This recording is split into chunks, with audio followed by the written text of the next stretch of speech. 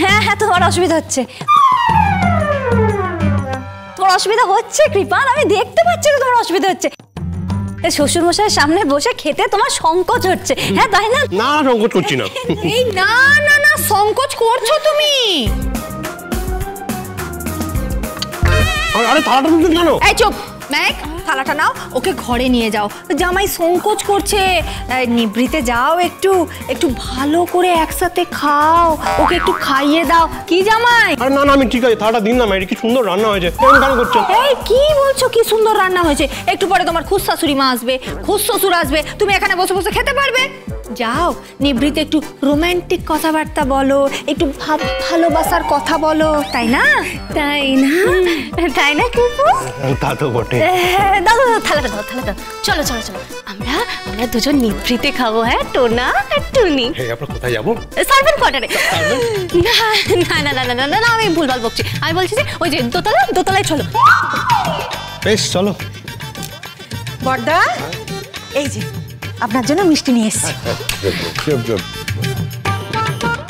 কোথায় নিয়ে যাচ্ছিস? ঘরে, ওই নিভৃতে একটু আলাপন করবো আর কি, একটু প্রেমালাপ করবো আর কি। বাবা, এ তো খুব রোমান্স দেখছি। হ্যাঁ, আমাদের জামাইও কিন্তু খুব রোমান্টিক। চলো চলো চলো চলো, আমি হ্যাঁ মিষ্টিটা নিয়ে নিচ্ছি। চলো এসো এসো।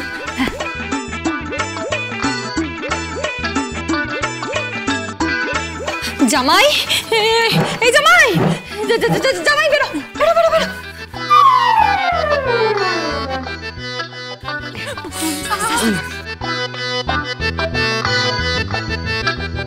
এই তোমার ঠোঁটে এগুলো কি লেগে?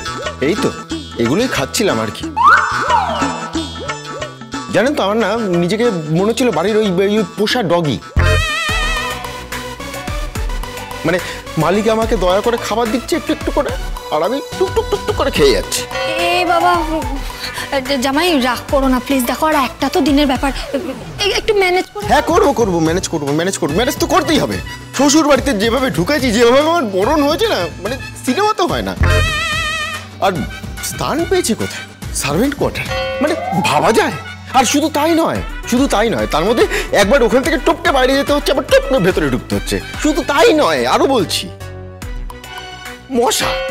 মশা টিকটিকি আর চলা কি নেই ওখানে, সবকিছুর মধ্যে বসবাস করছি। কেমন একটা নিজেকে মনে হচ্ছে ওই বিশেষ ধরনের প্রাণী একটা। আর এখন খেতে বসেছি কোথায়? টেবিলের তলায় আমি খাচ্ছি। আর এখন আবার শ্বশুর মশাই আমার দিকে খাবার বাড়াচ্ছে, আর আমি টুকটুক করে খেয়ে যাচ্ছি। সেটা মনে হচ্ছে বাড়ির পোষা কুকুর, বেড়াল। আর আমি বসে বসে পাবদা মাছ, চিকেন এসব খেয়ে যাচ্ছি। রাগ করো না বাবা, রাগ করো না। তুমি তো আমার মেয়ের বর, আরে তুমি আমার জামাই, বলো তুমি আমার জামাই, বলো। হ্যাঁ, আচ্ছা তোমার এই যে সব অ্যাডভেঞ্চার, হ্যাঁ তোমার ভালো লাগছে না? না মাইরা, সত্যি ভালো লাগছে না। সবে নতুন বিয়ে করেছি, কত একটু করো, তারা নিকুচি করেছে। এই জামাই, তুমি খেয়ে যাবে না? না না, আমি আর খাবো না, আমি কিচ্ছু খাবো না, আমার খেতে ভালো লাগছে না। ওখানে মেঘ বসে বসে কিপানকে খাওয়াবে, আর আমি এখানে খাবো। আমি আরে শোনো জামাই, শোনো, শুনলো না?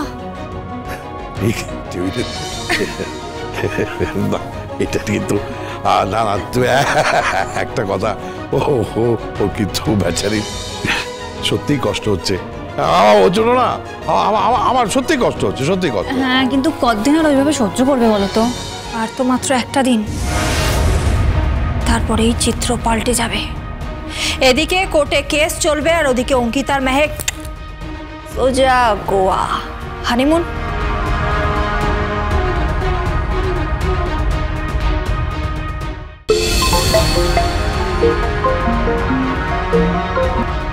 হ্যালো, হিমাংশু সেন বলছি। আপনি কেন ফোন করেছেন? হ্যাঁ বলুন, উত্তর দিন, কেন ফোন করেছেন? আপনি তো বস্তি দখল করতে পারেননি। আমার ওই জায়গাতে টুপলে বানানোর স্বপ্নটা পুরো মাটিতে আপনি মিশিয়ে দিলেন। কেন ফোন করেছেন আপনি? বলুন উত্তর দিন, কেন ফোন করেছেন?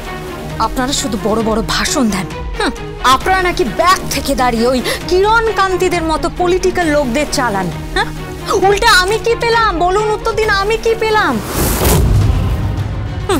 আমার শ্বশুর বাড়ির সাথে সম্পর্ক নষ্ট করলাম, আমার বোনের সাথে সম্পর্ক নষ্ট করলাম, নিজের পজিশন আমি নষ্ট করলাম। কি হলো আপনার কথা শুনে? কি হলো? উল্টে আমি ফেসে গেলাম, আমার মাথাটা হেট হয়ে গেল। কুল কুল কুল, আমি যে কথা দিয়েছি সে কথা আমি রাখবো। মানে মানে আপনি ডুপ্লে চেয়েছিলেন, আপনি ডুপ্লে পাবেন। কোন বিদেশি ব্র্যান্ডের গাড়ি চাই সেটা পাবেন, 50 লক্ষ টাকা চান সেটাও পাবেন। আপনি যা বলবেন এই কলকাতা শহরে আমি সব দিতে রাজি। আপনি বিজনেস করতে চান, আমি ফান্ডিং করে দেব। আপনি ওয়ার্ল্ড ট্যুর করতে চান, বিদেশে কোনো স্পেসিফিক জায়গায় যেতে চান, সব অ্যারেঞ্জ করে দেবো আমি, সব। তা হঠাৎ এত বদান্যতা? হ্যাঁ, তবে আমার কাজ করে দিন। কি কাজ? গীতা একটা ছক কষছে, সেই ছকটা কি আমি ঠিক বুঝতে পারছি না, সেটা জানা আমার জন্য খুব জরুরি। তবে হ্যাঁ, আমি এইটুকু জানি কিরণ কান্তির একটা সিম কার্ড গীতার কাছে আছে, আর তার মধ্যে আছে কিছু ডকুমেন্টস, কিছু তথ্য প্রমাণ। সেটা যদি কোর্টে পৌঁছায়, যদি আইনের হাতে, তাহলে কিন্তু আমি শেষ হই। এই যে তথ্য প্রমাণের কথা বললাম, এছাড়া অনেকগুলো এভিডেন্স আছে, অনেকগুলো এভিডেন্স, তথ্য প্রমাণ ওর কাছে আছে, আই এম শিওর, যেটা নিয়ে ও খেলাটা খেলতে চাইছে। এবং যদি ও খেলায় সাকসেসফুল হয় তাহলে কিন্তু আমি শেষ হয়ে যাব। সেই তথ্য প্রমাণ, সেই এভিডেন্স, সেই সিম কার্ড আমার চাই। নিজের শ্বশুর বাড়িতে খানা তল্লাশি করুন, নিজের বোনের ঘরে খানা তল্লাশি করুন, প্রত্যেকটা এভিডেন্সের জন্য আমি 50 লক্ষ টাকা করে আপনাকে দেব, আমি কথা দিচ্ছি। আমি আমার বিজনেসে আপনাকে পার্টনার করব। এছাড়া ফান্ডিং চাই, ব্যবসা করতে চান, আমি টাকা দেব, আপনি ব্যবসা করুন। এছাড়া যা চাই, যা, আমি সবটা দিতে রাজি। ভেবে দেখুন, জাস্ট ভেবে দেখুন, একটা বস্তিতে থাকা দরিদ্র একটা উকিল গণেশ গাঙ্গুলি, তার মেয়ে। হ্যাঁ, এটা ঠিক, মুখার্জি পরিবারে আপনার বিয়ে হয়েছে, তাতে হয়তো আপনার স্টেটাসে উন্নতি হয়েছে, কিন্তু আপনি মুখার্জি বাড়ির বউ হয়ে উঠতে পারেননি। আমি জানি আপনার সাথে আপনার স্বামীর সম্পর্ক খারাপ, আমি জানি মুখার্জি পরিবারের সাথে আপনার সম্পর্ক খুব একটা ভালো নেই। বলছি ওই বাড়ি থেকে বেরিয়ে আসুন, তবে ওই বাড়ি থেকে বেরোনোর আগে এভিডেন্স গুলো, তথ্য প্রমাণ, এভিডেন্স সব সব ইনক্লুডিং দ্যাট সিম কার্ড, সেটা নিয়ে বেরিয়ে আসুন, যাতে আমি কেসটা জিততে পারি, যাতে কোর্টে দাঁড়িয়ে আমি অ্যাডভোকেট গীতা এলএলবি কে বুঝিয়ে দিতে পারি আমি কে।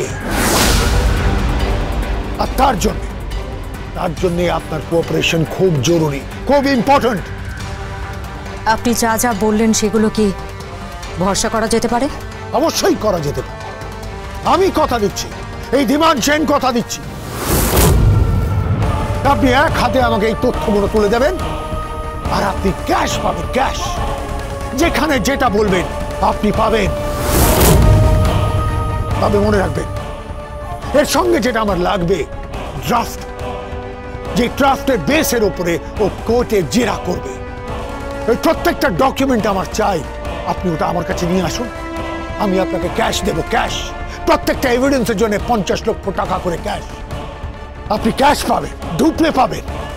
যে কোনো গাড়ি, যে গাড়িতে হাত রাখবে সে গাড়ি আমি আপনাকে কিনে দেব। কলকাতা শহরে যা যা লাগবে আমি আপনাকে দেব, কথা দিলাম। Okay, till done. Thank you very much.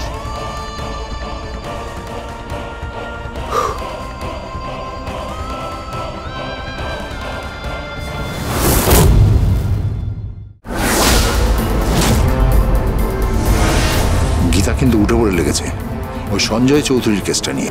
ও যদি কোনোদিন সত্যিটা জানতে পারে তাহলে কিন্তু মুশকিল হয়ে যাবে। তুই এই ঘরে? আমরা তো একই মায়ের পেটের বোন, তাই না? শুধু শুধু ঝামেলা করে আর কোনো লাভ নেই। সিম কার্ডগুলো তো এখানেই ছিল, তার মানে দিদি এখান থেকে